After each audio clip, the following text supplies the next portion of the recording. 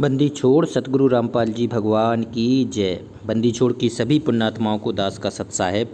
तो परमात्मा का गुणगान हो रहा है वाणियों के माध्यम से। ये बंदी छोड़ की सतप्रेरणा से हो रहा है। 59 भाग हो चुके हैं, आज ये 60वां अंक है। आइए मालिक का गुणगान करते हैं शुरू। कामधेनु कल्प वृक्ष जाके इंद्र अनंत सुर भरत हैं। पार्वती कर जोर लक्ष्मी सावित्री शोभा करत हैं। एक एक वाणी का बहुत ही मर्म है, क्योंकि जो बंदी छोड़ ने जो वाणियाँ लिखी हैं, ये लिखवाई हैं, इसमें पूरा तत्व ज्ञान है, पूरा अध्यात्म का सार है। कहते हैं कामधेनु कल्प वृक्ष जाके, स्वर्ग और महास्वर्ग में बंदी छोड़ ने सत्संग में बताया है कि कामधेनु और कल्प वृक्ष का उल्लेख मिलता है। कामधेनु गाय है, जिससे जो भी खाने की चीज़ का आप मांगते हैं वो तुरंत एक क्षण में ही वो सर्व सुलभ करा देती है कामधेनु गाय। कल्प वृक्ष में जो भी आप मनोइच्छा करते हैं, जो भी आपकी मनोवृत्ति होती है, वो मन की सर्व कामना पूरी हो जाती है।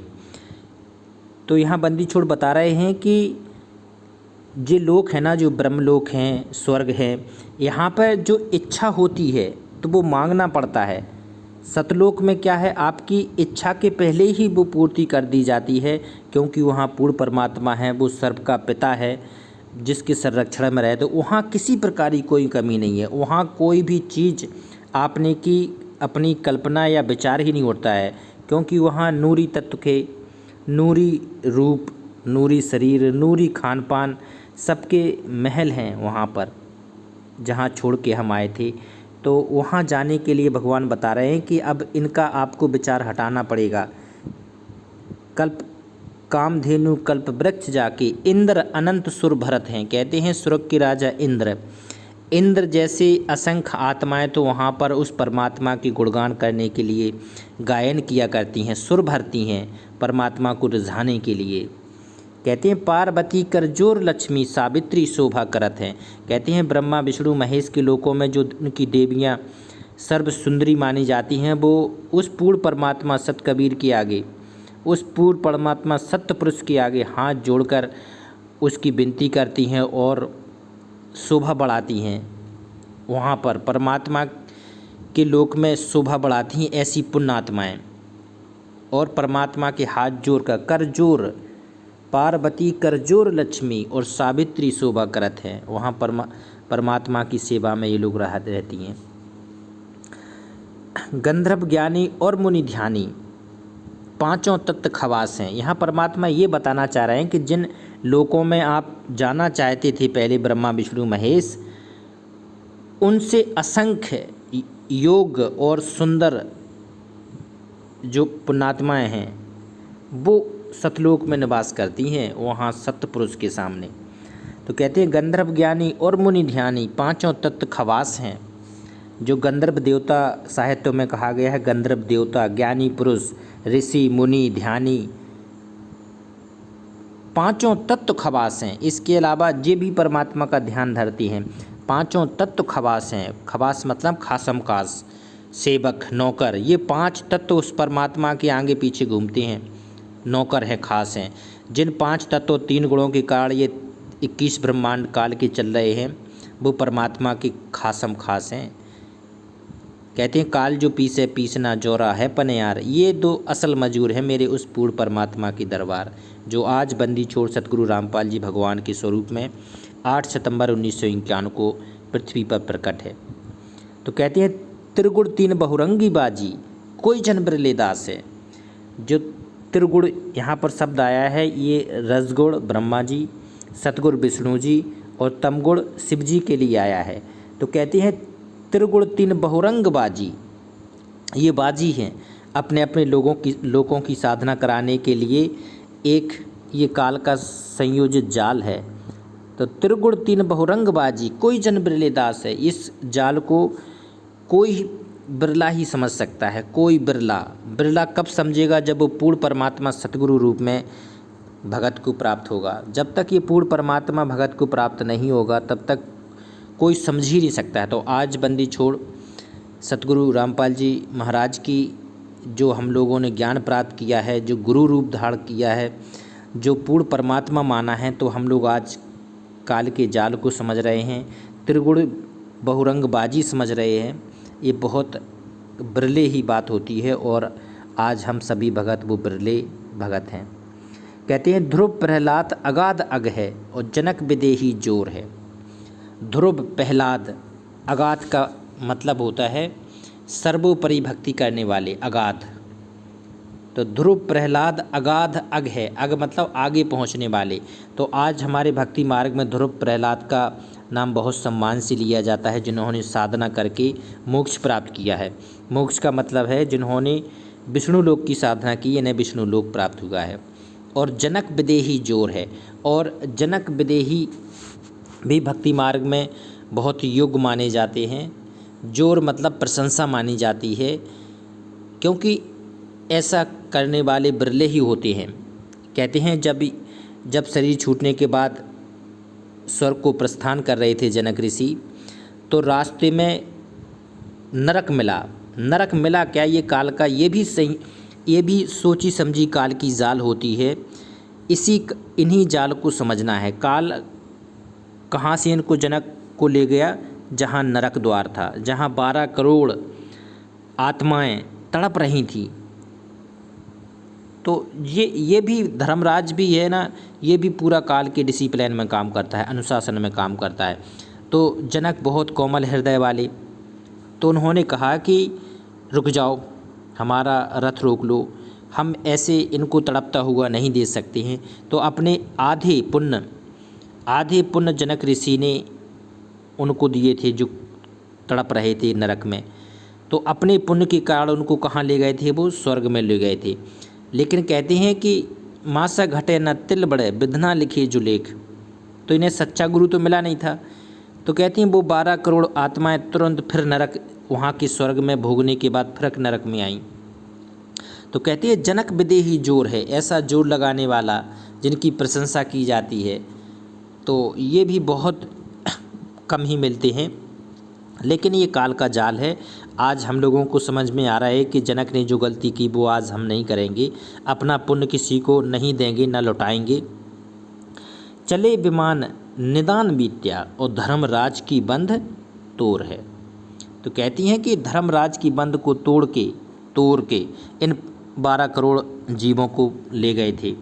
चले विमान निदान बीत्या, निदान मतलब जो कष्ट में थे उनको ले गए थे।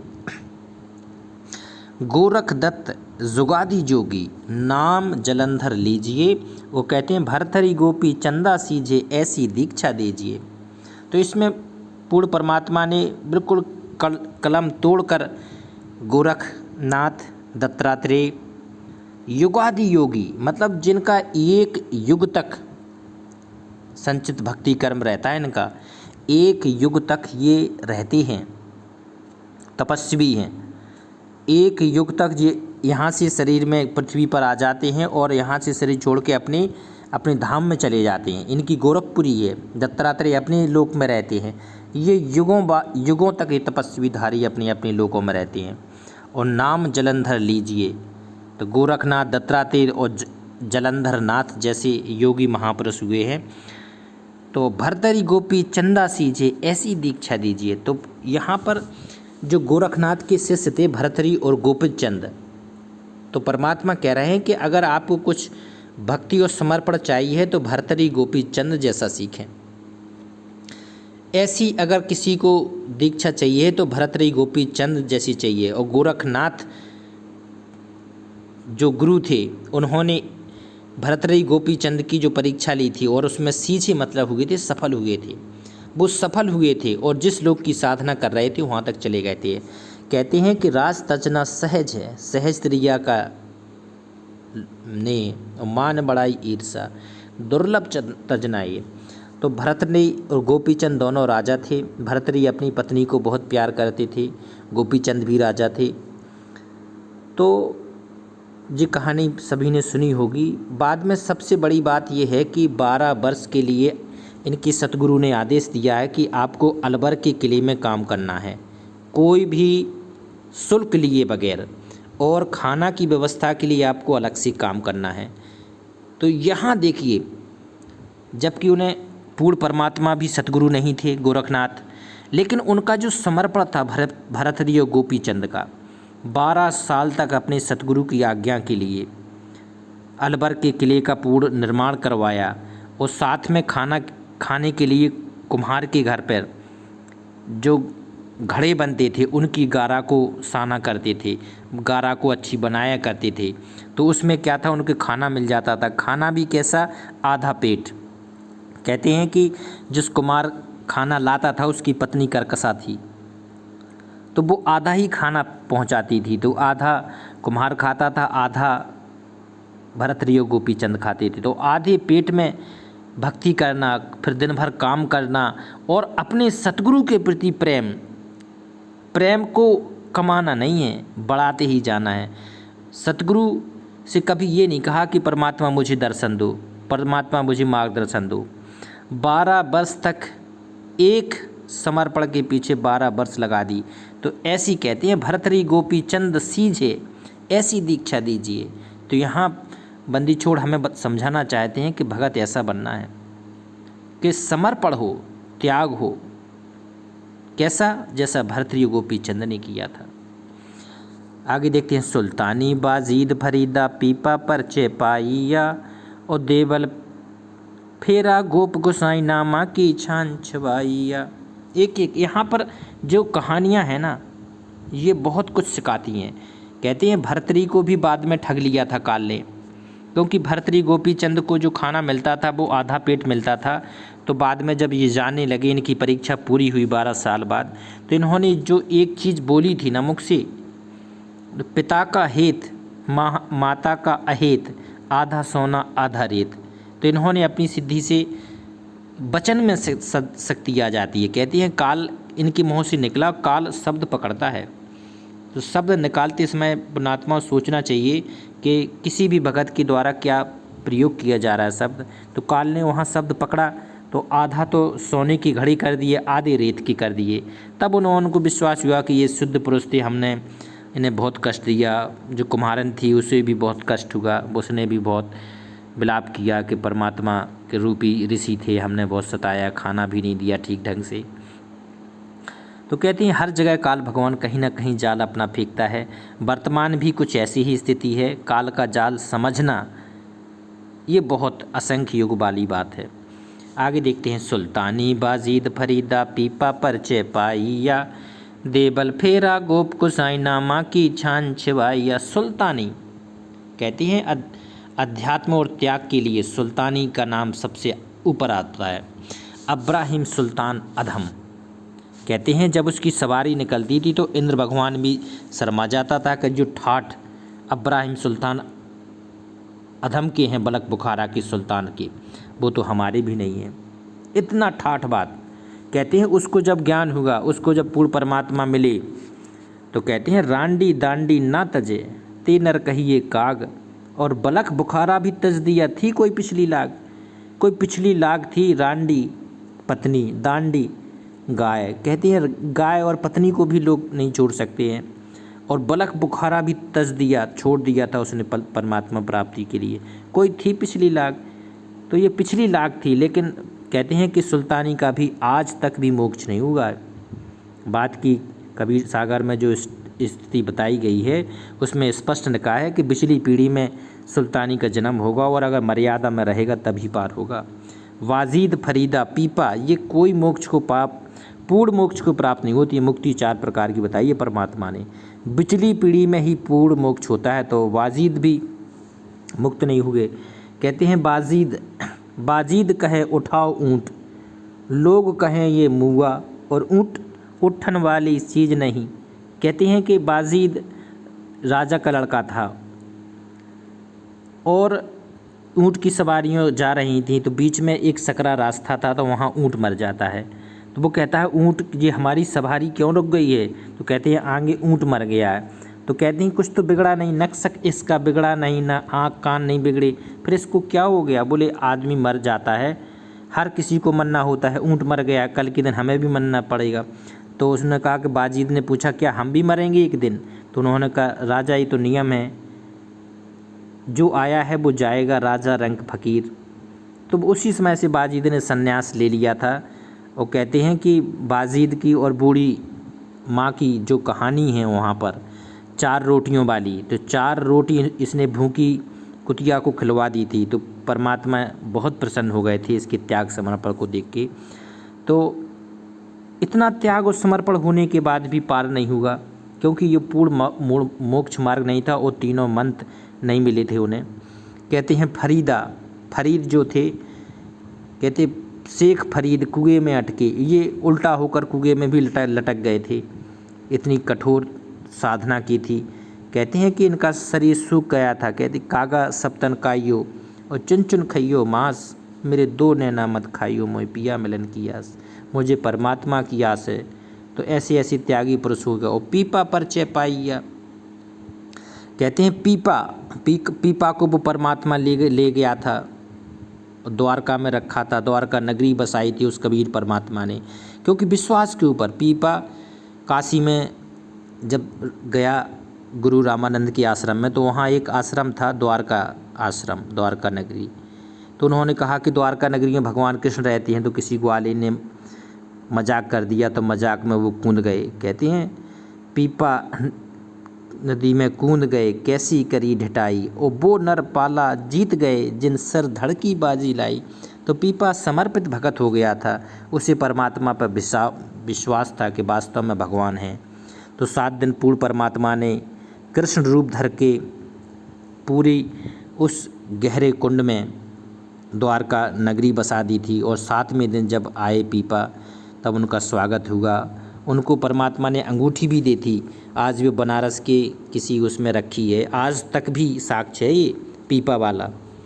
कहते हैं देवल फेरा गोप गोसाई, नामा की छान छवाई है। देवल फेरा गोप गोसाई, कहते हैं नामा छिपा ओम तारी, पीछे सो हम वेद विचारी, सार शब्द पाया जद लोई, फिर आवागमन बहुर ना होई। तो नामदेव बहुत ही पुण्यात्मा थे, वहाँ पूर्ण परमात्मा आए, प्रकट हुए, उन्होंने साधना दी, बताया। तो कहते हैं देवल फेरा गोप गोसाई, साधना भी दी, मंत्र भी दी, लेकिन इनकी जो श्रुत थी वो मंदिरों में बनी रही। तो एक बार ये मंदिरों में गए तो वहाँ पर इतने मन मुग्ध हो गए कि अपनी जूती निकाल के उसी को मजीरा की तरह बजाने लगे।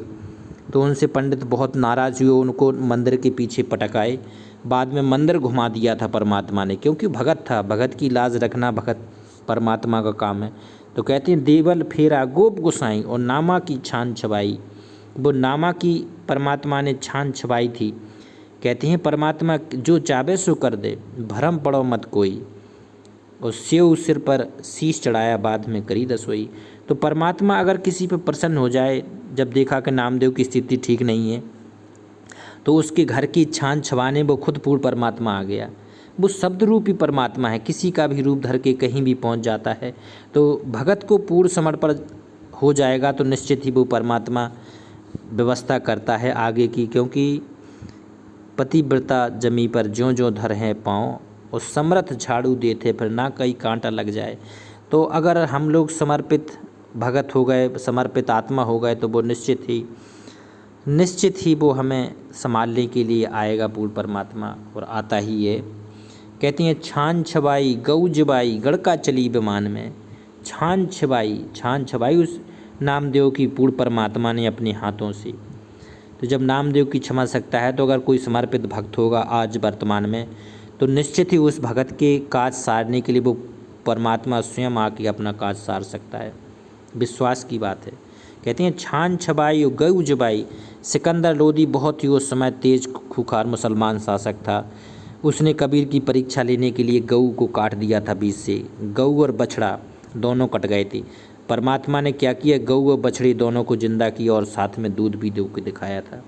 तो कहती हैं छान छबाई गऊ जबाई, परमात्मा ने उसकी कृपा से गड़का चली विमान में। गड़का विमान में बैठ के स्वर्ग लोक को गई थी। परमात्मा ने साक्ष्य दिया है इसका, क्योंकि गड़का थी, गलत काम जिंदगी भर किए उसने, और फिर आश्रम में आने लगी थी। फिर गड़का को विष बनाकर परमात्मा ने परीक्षा ली थी। कहते हैं भड़ुआ भड़ुआ सब कहें कोई ना जाने खोज, गरीब दास कबीर करम से बांटे सिर का बोझ। ये पूर्ण परमात्मा अपने सिर का बोझ हटा रहा था नकलियों का। आज बरवाला कांड भी वही नकलियों का बोझ उठाने के लिए परमात्मा ने परीक्षा ली है। परमात्मा की ये परीक्षा है, सोची समझी परीक्षा है। ये पूर्ण परमात्मा के हिस्सा है ये अध्यात्म का। कहते हैं अंतिम श्वास तक पूर्ण परमात्मा से प्रेम बना रहे, ऐसा भगत चाहिए। तो कहते हैं गड़का चली विमान में, उस गड़का की सबसे खास बात देखो पुण्यात्माओं। कहते हैं निंदा, उसको जो भगत सताते थे आश्रम वाले, कभी उसने निंदा नहीं की। कभी परमात्मा ने पूछा भी कि बेटी कौन परेशान करता है यहाँ आने से, कौन रोकता है, तो उसने नहीं बताई। कहते हैं तिनका कभी न निंदिए, पाँव तले जो होए, और कभू उड़ आँखों पड़े फिर पीर घनेरी होए। ये बहुत ही लाखों करोड़ों में एक आध पुण्यात्मा होती है जो किसी की निंदा नहीं करती है। नहीं तो आजकल तो निंदा करने का ऐसा भूत सवार रहता है भगत पर कि निंदा तो मीठी लगे जैसी दही बड़े, दही बड़े से भी ज़्यादा मीठी है निंदा। तो ऐसे निंदत व्यक्ति, निंदत भगत को परमात्मा को ही पसंद नहीं है। कहते हैं सकना सदना बकरे को मत मारे, पहुँचा आन निदान में। सदना कसाई था और बकरे काट कर अपना पेट भरा करता था। तो परमात्मा ने सदना को निकालने के लिए वहाँ बकरा के खरीदार बन के पहुँच गए। उसको परीक्षा ली, उसने कहा कि मालिक हम और कुछ कर ही नहीं सकते हैं। तो बाद में उसने कहा कि 100 बकरी काटने का आदेश दे दो परमात्मा में। तो बाद में वो सेठ बन के भी परमात्मा पहुंच गया। देखो एक जीव के लिए क्या क्या बन जाता है। सेठ बन के भी परमात्मा पहुंच गया। फिर वहाँ से बंदी छोड़ने 100 बकरी कटवाए और फिर 101 माँ आन लगा दी। कहते हैं पहुँचे आन निदान में, जी आन थी ना वो, तो सदना वो आन मान गया, बोली आज काटेंगे नहीं। बाद में जब 101 वाला बकरे का उनका काटेंगे तो नहीं, तो जब उसने नीचे वाले गुप्तांग काटना शुरू किए तो बकरा बोलने लगा। अरे तेरे का, उसने कहा बकरा बोल रहा है। बकरा ने कहा सदना किसी जन्म में मैंने तेरा गला काटा, तू मेरा गला काट ले। जी नया बैर क्यों स्टार्ट कर रहा है, जो मैंने काटा था वो तू काट ले। तो जब बकरे को बोलता देखा तो उसने सेठ को स्पष्ट मना कर दिया कि हम नहीं काटेंगे मालिक, हमने अब पाप नहीं करेंगे। तो कहते हैं कि उसका वो इतना सेठ चिढ़ गया कि उसने उसके हाथ काट लिए, दोनों हाथ काट लिए। फिर सदना तड़पता रहा, बड़ी देर में सही होगा। फिर जगन्नाथ में परमात्मा ने उस समय कबीर रूप में बुलाया था। तो जब जाने लगा तो एक नगरी में रुकना पड़ा। तो वहाँ की जो नगर सेठ थी, उसकी पत्नी ने इल्ज़ाम लगाया कि इसने मेरे साथ कुछ गलत हरकत करने की कोशिश की। तो परमात्मा उसको आदेश दिया गया कि दीवाल में चुनवा दो इसको, सदना को। तो बाद में वो दीवाल में जब चुन रहा था सदना कसाई, तो वो कह रहा था हे भगवान हम इतने नीच थे, इतने कसाई थे, हमने ज़िंदगी में कोई अच्छा काम नहीं किया है मालिक, आपके लिए निकले हैं, आपके समर्पण के लिए निकले हैं भगवान, आपके लिए ही घर छोड़ा है, आपके लिए ही मेरे हाथ कटे हैं, आज आपकी निंदा होगी परमात्मा।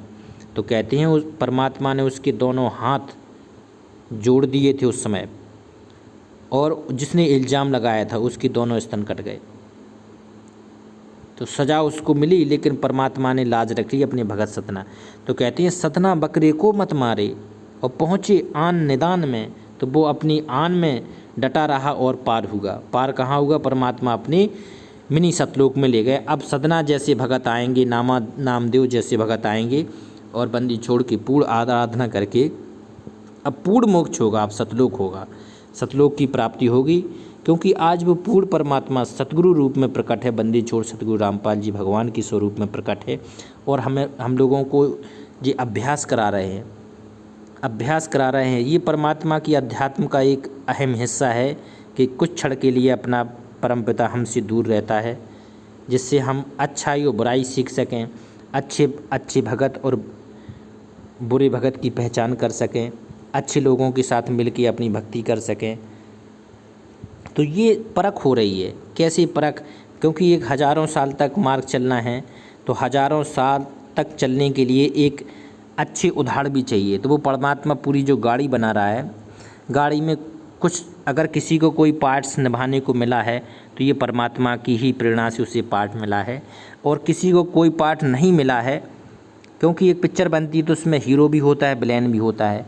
तो पुण्यात्माओं ये मान के चल रहा है कि जो पिक्चर बन रही है ये आगे काम देगी, इसमें विलेन भी हैं और हीरो भी हैं।